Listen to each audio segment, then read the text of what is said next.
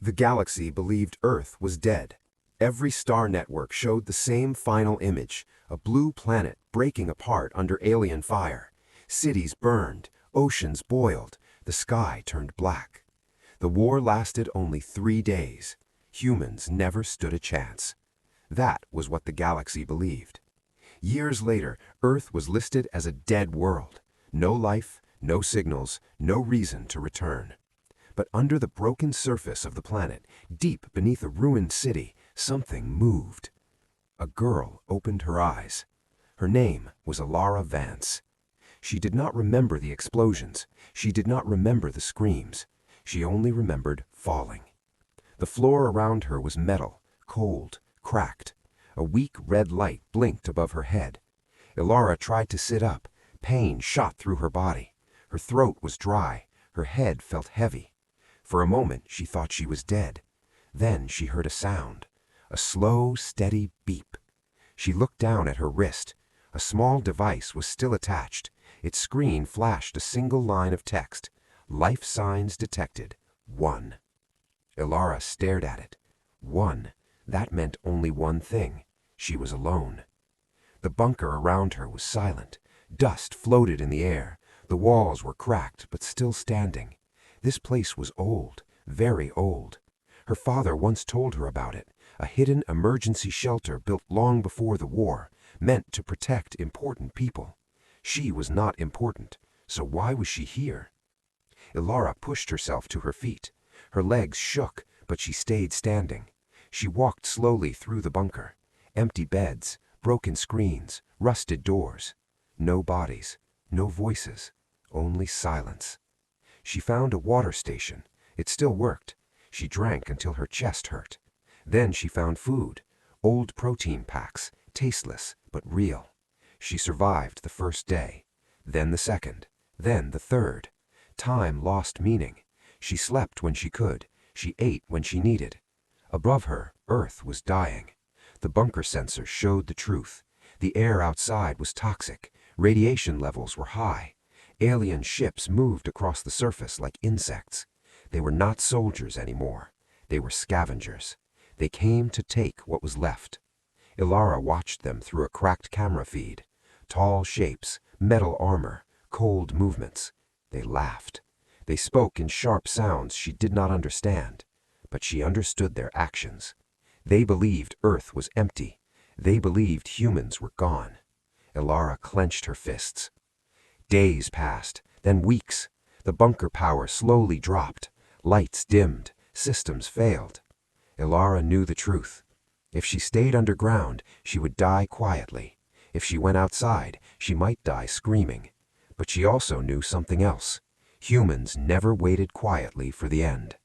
One night, the bunker alarm sounded. Intrusion detected. Ilara's heart raced. The aliens were close, too close. She grabbed the only weapon she had, an old shock tool meant for repairs. The door above her creaked. Light poured in. Alien voices echoed. They were inside. Alara held her breath. The aliens walked past her hiding place. They did not scan. They did not check. They were careless, because they believed nothing could survive here. When they left, Alara made her choice. She would go to the surface. The next day, she climbed out of the bunker. The sky was red. Ash fell like snow. The city around her was broken beyond recognition. Tall buildings lay flat. Roads were split open. Human statues were shattered. Alara stood very still. This was Earth. Her Earth. She felt something heavy in her chest. Not fear, anger. She walked through the ruins. She followed old signs, old memories. Finally, she reached a place buried under metal and stone. A military site, hidden, forgotten. Alara pushed inside. The doors opened slowly, like they had been waiting. Inside, the air was clean. Lights turned on by themselves. A deep voice spoke from the darkness. Identity unknown. Alara stepped forward. "My name is Alara Vance," she said. Her voice shook, but she did not stop. "I am human." The room went silent. Then the voice changed. "Human life confirmed." Screens lit up around her. Maps, weapons, systems, things humans never had time to use. Ilara understood then. Earth was not empty. It was sleeping. She found a small metal device on the table, a beacon. It was damaged, but working. Ilara carried it outside. She climbed a broken tower and placed it on the ground. Her hands trembled as she turned it on. The signal shot into the sky, straight into the stars. Far away, alien sensors noticed it. A signal from a dead world, a human signal. The message was short, only 4 words. Earth is not finished. And somewhere in the galaxy, something shifted. The signal did not scream. It did not beg. It simply existed. Far away, beyond human space, alien sensors detected it and froze for 1 second. A signal from Earth. That was impossible. Earth was dead. Alien analysts stared at their screens. Energy pattern, human. Origin, Earth surface. Some laughed, some argued, most ignored it. It is a ghost echo, one commander said. Dead worlds do not speak. The signal was marked as low priority. No fleet was sent, no warning was issued. And that mistake would change everything. Ilara did not know any of this. She stood alone on the tower, watching the beacon blink slowly. Each light felt like a heartbeat. She turned it off after 1 hour. Long enough. Too long, maybe. She returned to the underground facility. The doors sealed behind her. Inside, the air was warm, safe. Screens filled the walls. Human technology woke up like it recognized her. A system name appeared. Project Grave Shield. Ilara did not understand everything she saw, but she understood enough. This place was not a shelter. It was a defense corps, built to protect Earth if the worst ever happened. The worst had happened, but no one was left to use it, except her. Ilara explored slowly. She did not touch weapons. She did not activate systems. She learned. Old recordings played by accident. Human voices, engineers, soldiers. We may lose, one voice said, but if even one human survives, this system must answer. Ilara swallowed hard. She trained herself every day. She read manuals written for adults. She failed, tried again. She learned alien movement patterns from old satellite feeds. She watched scavenger ships land and leave. They grew bolder. They walked openly through cities.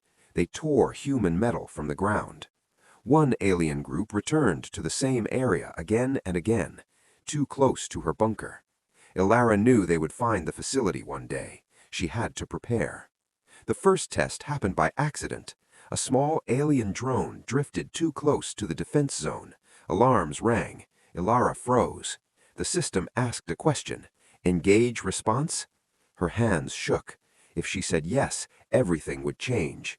If she said no, she might die later. Ilara pressed the button.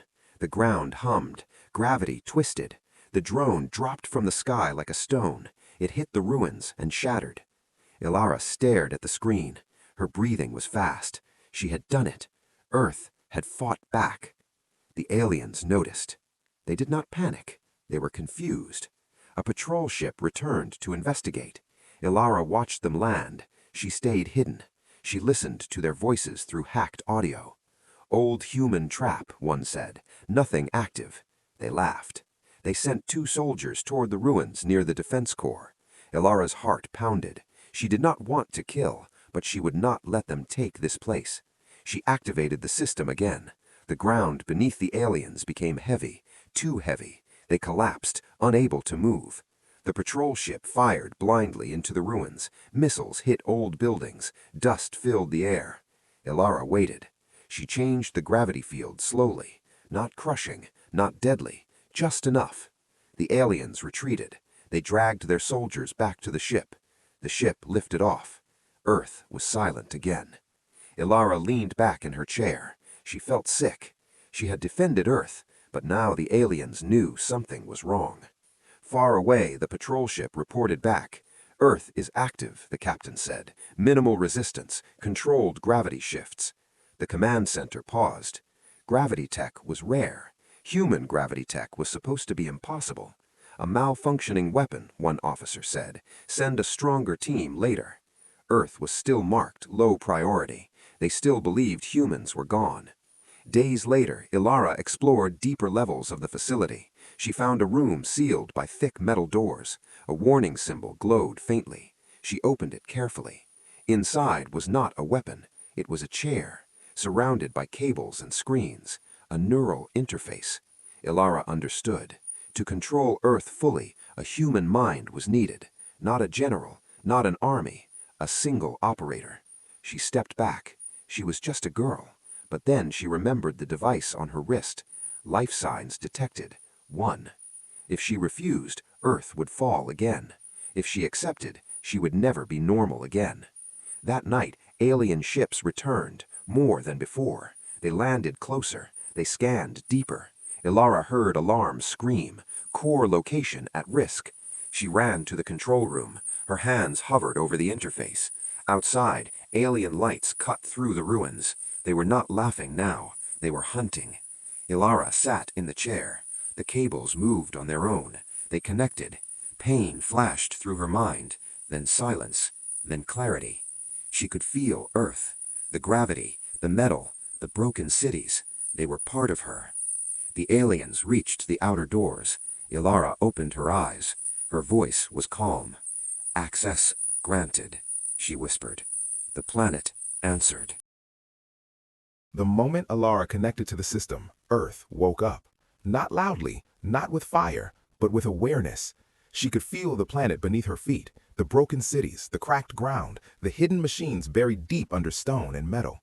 Earth was wounded, but it was alive. Ilara gasped as data flowed into her mind. Her heart raced, but the system stabilized her breathing. "Neural link stable," the voice said calmly. "Planetary Defense Authority granted." She was no longer just inside the planet, she was part of it. Outside, alien soldiers reached the outer doors of the facility, their tools cut into old human metal. They believed they were breaking into ruins. They did not know they were knocking on a living world. Ilara closed her eyes. She did not see with her eyes anymore. She felt. She felt their footsteps through the ground. She felt their weapons charging with energy. She felt their confidence. She whispered one word. "Stop." The ground beneath the aliens became heavy, very heavy. The soldiers fell forward, crashing into the floor. Their armor screamed as gravity pressed down. They tried to crawl. They failed. Ilara did not increase the force. She remembered something her mother once said. Strength is knowing when to stop. She held them there. Their ship outside reacted. Weapons charged. Energy blasts struck the surface. Buildings collapsed. Dust rose into the sky. Ilara flinched. Earth felt pain. She opened her eyes. Her voice was stronger now. "Warning," she said, speaking through open channels she barely understood. "This planet is defended." The alien ship paused. Then it fired again. That was their mistake. Ilara reached deeper. She found old satellites still drifting above Earth. She reactivated them. Human-made, heavy, powerful. Gravity bent space around the alien ship. Its weapons failed. Its engines struggled. Slowly, the ship tilted and fell. It crashed far from the city, exploding in silence. Ilara exhaled. She had done it. She had defended Earth alone. Far away, alien command centers erupted in confusion. A patrol ship destroyed. Controlled gravity manipulation. A clear message broadcast from Earth. "That is not possible," an officer said. "There are no humans left." Another voice answered quietly. "Then what destroyed our ship?" Silence followed. Earth's status changed from dead world to unstable zone. Still, no fleet was sent. The galaxy underestimated humans once again. Ilara disconnected from the system. The pain hit her all at once. Her body shook. Her head throbbed. She collapsed to the floor. The system gently dimmed the lights. "Operator condition critical," it said. "Recommended rest." She slept for 12 hours. When she woke, the world felt different. Not safer, heavier. She knew now that every action she took would bring more attention. The aliens would return, stronger, smarter. She needed more than defense. She needed knowledge. Ilara explored deeper archives. She found records of the war. Humans had not lost because they were weak. They lost because they were outnumbered, because they protected civilians until the very end. She watched final messages from soldiers who never made it home. One message stayed with her. "If anyone hears this," a man said, bleeding, tired, "remember, we fought together. That's what made us human." Alara wiped her eyes. She was alone, but she carried all of them with her. Days passed. Alien ships returned, but this time they stayed at a distance. They watched, they scanned, they tested small probes. Alara did not destroy them. She let them watch. She wanted them to be afraid. One probe crossed an invisible boundary. The gravity field crushed it instantly. The message was clear. Earth was no longer easy prey. In alien space, debates grew heated. "A single automated system, nothing more," one commander said. Another replied, "Automated systems do not warn us." A third voice spoke slowly. "What if a human survived?" Laughter followed. "Impossible," they said. But doubt had entered the room. Back on Earth, Alara noticed something strange. The system showed energy spikes far beyond scavenger levels. A fleet signature, large, organized, not scavengers, an invasion force. They were coming. Alara felt fear rise in her chest. She was still just one girl, one mind, one body. She could not fight a fleet. She returned to the neural chair. The cables connected again. This time the pain was less. The system adapted to her. She adapted to it. She expanded her senses. She reached across the planet. She activated long-forgotten factories. Old machines stirred. Metal arms moved. Earth began to rebuild itself. Not cities, weapons, defense grids, shields. Above the planet, clouds shifted unnaturally. Gravity fields formed patterns invisible to the eye. Alara opened a galaxy-wide channel. She did not shout. She did not threaten. She spoke simply. "This is Earth. Humans lived here. We still do."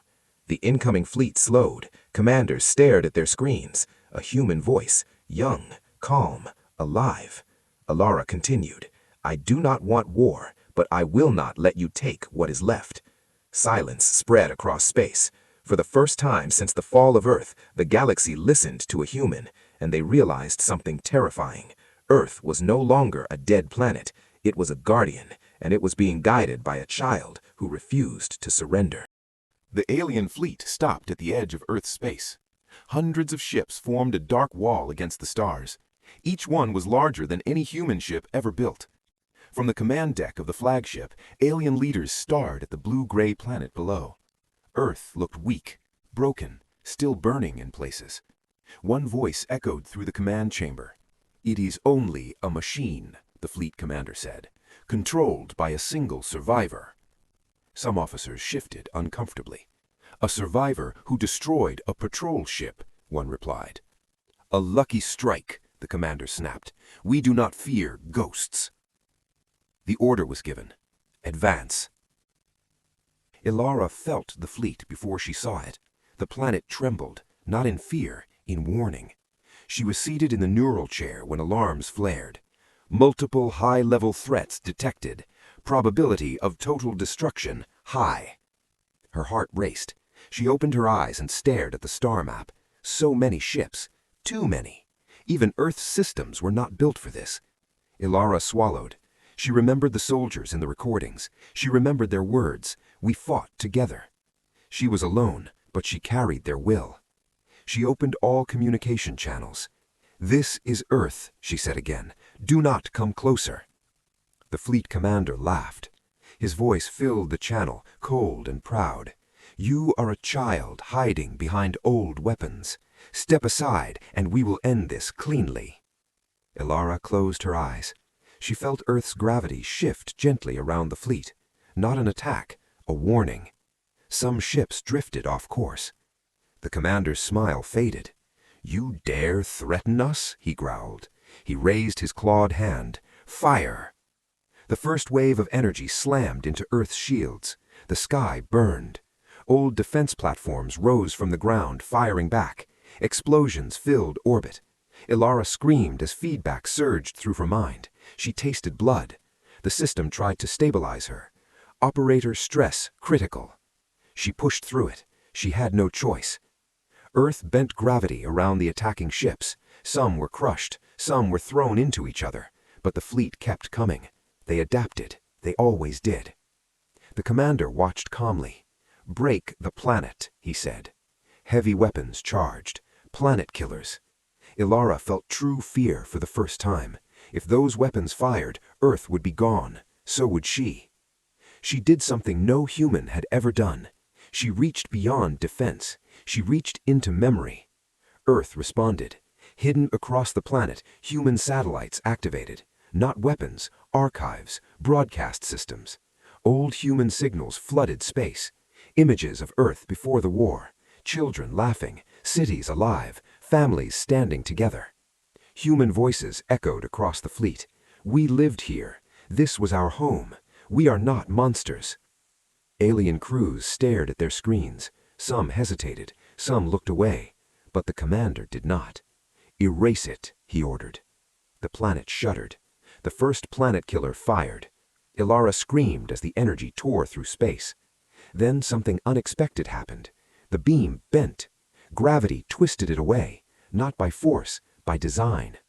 Earth had been built to survive the impossible. The beam missed. It tore into empty space. Shock rippled through the fleet. The commander's eyes widened.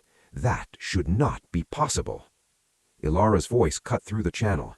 This planet was built by humans, she said. We prepare for failure, and then we survive it. The fleet attacked again, harder, faster. Earth's defenses began to fail. Systems overheated. Platforms fell silent. Ilara's vision blurred. She was losing. In the depths of the system, a final protocol awakened. Last Stand Directive. Ilara saw it appear. She had not known about this. It was locked behind command authority long lost. The system asked one question. Activate. Cost. Operator. She understood. If she activated it, Earth would survive, but she would not. Her life would be the price. Ilara thought of her parents, her home, the blue sky that no longer existed. She smiled sadly. One human is enough, she whispered. Her hand moved. Then she stopped. A message interrupted the system. An incoming transmission. Not from the fleet, from deep space. A neutral channel. This is the Galactic Union Oversight Council, a calm voice said. Cease fire immediately. The fleet commander turned in shock. You have no authority here. The voice replied, steady and firm. You attacked a protected species. The commander froze. Humans are extinct. They are not, the council said. We are watching one speak. All fire stopped. The silence was heavier than the battle. Ilara slumped in her chair, shaking. Earth breathed. The council spoke again. Child of Earth, the voice said, softer now. You defended your world alone. The commander clenched his fists. This changes nothing, he hissed. It changes everything, the council replied. The fleet was ordered to withdraw. Slowly, unwillingly, the ships turned away. Earth survived. For now. Ilara closed her eyes as the system powered down. She was alive, but she knew the truth. The galaxy had seen her, and next time they would not underestimate her. The retreat of the fleet shocked the galaxy. Never before had a full invasion force turned back without victory. Never before had a dead world spoken and survived. Across alien worlds, screens replayed the same moment again and again. A young human voice, calm, steady, unbroken. This planet was built by humans. The word spread faster than fear. Ilara remained in the neural chamber long after the battle ended. The system dimmed the lights to protect her eyes. Her body ached. Her hands trembled. She had almost died. Not from weapons, but from choice. The Last Stand Directive still glowed faintly on one screen. She looked away. The system spoke softly. Operator status, stable. Planetary defense, holding. Earth was quiet again. Too quiet. Ilara disconnected and slowly stood. Her legs nearly failed her. She rested her hand on the cold wall and breathed. She had defended Earth, but now the galaxy knew she existed, and that knowledge was dangerous. Far beyond Earth, the Galactic Union gathered in emergency session. Species from dozens of systems appeared as glowing figures in the Great Chamber. Some were angry, some were afraid, some were silent. A child controls a planet-killing defense system, one delegate said. This is unacceptable. Another replied, "She used it only to defend." A third hissed, "Humans are unpredictable. That is why they were erased." The chamber erupted in noise. Then the Oversight Council spoke. "The human child did not attack first," the voice said. "She warned, she defended, she stopped when ordered." Screens changed. Human history appeared. Images of Earth before the war. Human rescue efforts during first contact. Humans shielding other species during the early battles. They were not conquerors, they were protectors. Silence followed. For the first time, the galaxy looked at humans without mockery, without lies. Back on Earth, Ilara explored the surface again. She walked through ruined streets, broken homes, empty schools. She found a child's toy half buried in ash. She picked it up. Her chest tightened. She spoke quietly, even though no one was there. "I didn't save you, but I won't forget you." She returned to the facility with new purpose, not to fight, to rebuild.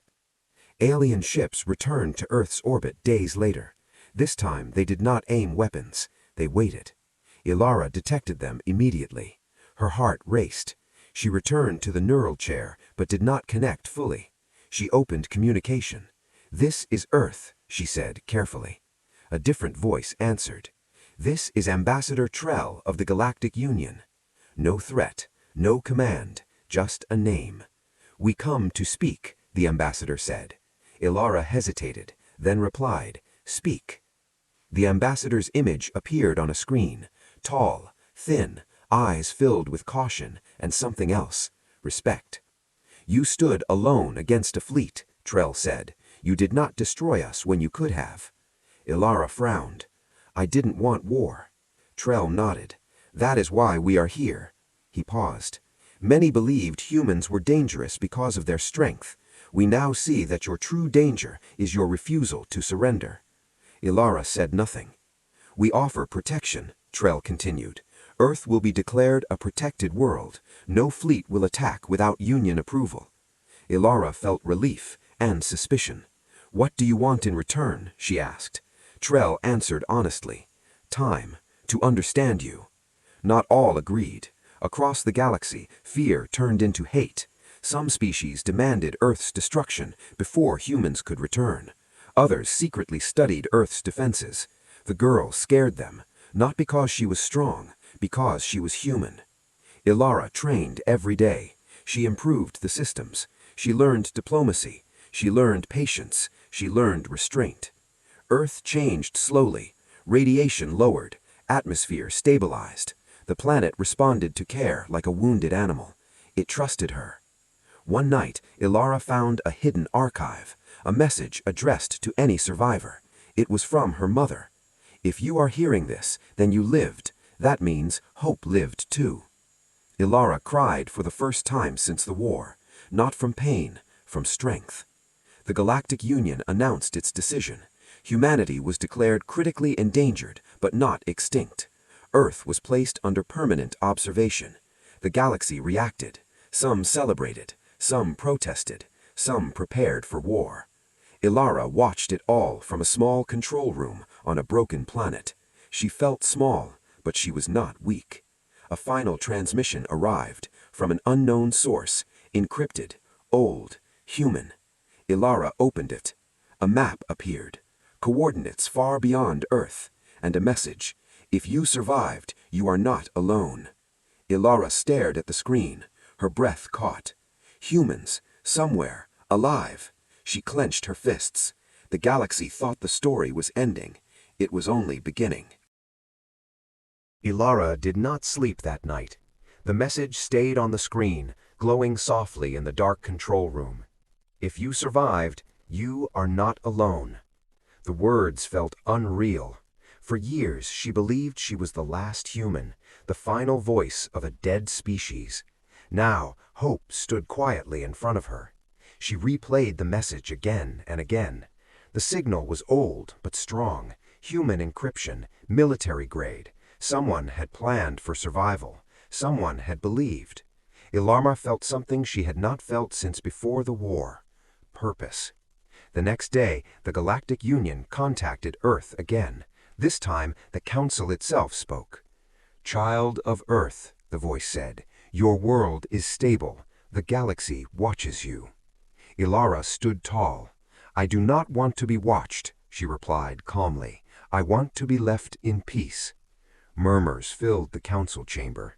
"Peace requires trust," the council said. Ilara nodded. "Then listen to me." The galaxy went quiet. Ilara took a breath. "Humans are not coming back for revenge. We are coming back to live." Images appeared on the screens. Earth's recovery, oceans cooling, green life beginning to grow again. "We defend when threatened, but we protect what we love." The council saw something new. Not fear, not anger, resolve. Not all accepted it. A faction of alien warlords refused the council's decision. They believed Earth was still a threat. They decided to end it quietly, without permission. Ilara felt them coming before any alert sounded. Small fleet, fast, hidden, not enough to conquer, enough to kill a girl. She returned to the neural chair. The system connected instantly. Earth recognized her like a heartbeat. Unauthorized vessels detected. Ilara opened a private channel. "You should turn back," she said. The warlord laughed. "You are alone," he said. "You always were." Ilara smiled. "No," she whispered. "I was just the first." She activated something new. Not a weapon, a broadcast. The coordinates from the message flashed across the stars. A beacon of human origin, a call. Across deep space, something answered. Ships emerged from hidden paths. Human ships, scarred, old, rebuilt. Survivors from distant colonies, from sleeper fleets, from forgotten outposts. They had waited, they had listened, they had followed the signal home. The warlords froze. "That is impossible," one whispered. Ilara's voice echoed across space. "Humans endure," she said. "That is what we do." The human ships did not attack. They positioned themselves between Earth and the enemy, protective, united. The warlords fled. They did not want to fight humans who had nothing left to lose. The galaxy watched in shock. Humans were not extinct. They were returning. Weeks later, the first human ship landed on Earth. Ilara stood in the ruins, heart pounding. The hatch opened. Men and women stepped out, older, stronger, broken, but alive. One of them knelt in front of her. "You kept the light on," he said softly. Ilara nodded. "I was afraid," she admitted. The man smiled. "So were we, but you reminded us who we are." The Galactic Union made its final decision. Humanity was granted full recognition. Earth was restored as a sovereign world. Human technology was studied with respect, not fear. The galaxy learned a new truth. Humans did not dominate with numbers, they dominated with unity. Years passed. Earth healed. Cities were rebuilt, not taller, but stronger. Ilara grew older. She trained others to protect the planet. She no longer sat alone in the neural chair. She was no longer alone. On the anniversary of Earth's fall, the galaxy observed a moment of silence, not for a dead world, for a world that refused to die. In the galactic archives, the story was recorded. When Earth fell, the galaxy believed humanity ended. They were wrong. One girl survived, one voice spoke, and an entire species followed. Ilara stood beneath a clear blue sky once more. She looked up at the stars, not with fear, but with confidence. The galaxy had learned its final lesson. Never judge a species by how many remain. Judge them by what they do when only one stands. And humanity stood together.